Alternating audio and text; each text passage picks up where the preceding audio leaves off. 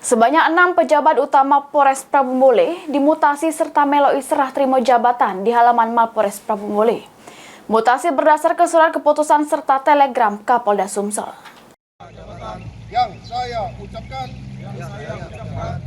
Polres Prabu-Mule menggelar serah terima jabatan atau sertijab berdasar ke surat keputusan serta surat telegram Kapolda Sumatera Selatan.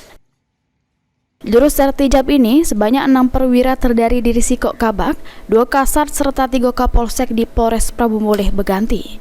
Mutasi di lingkungan Polri ini merupakan hal yang lumrah, juru dinamika organisasi yang merupakan rangkaian penting juru peningkatan karir personil Polri. Kapolres Prabu-Mule mengucapkan selamat datang untuk pejabat yang anyar serta dirinya berharap bisa cepat berkontribusi di Polres Prabu-Mule supaya bisa melayani masyarakat dengan baik. Pejabat Polres Prabu-Mule itu Kapolsumda, kemudian Kasat Reskrim, Kasat Mapta, terus kemudian 3 Kapolsek yaitu RKT, Barat dan Cambai.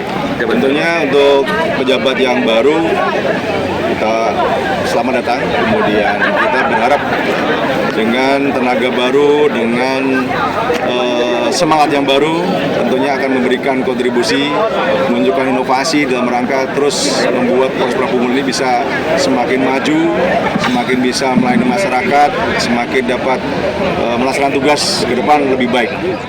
Kapolres Prabu-Mule juga mengingatkan untuk personil yang anyar supaya cepat beradaptasi dengan lingkungan gawenya serta bisa menghindari pelanggaran sekecil apapun yang bisa nurun ke citra Polri. Anggi Perkasa, PAL TV.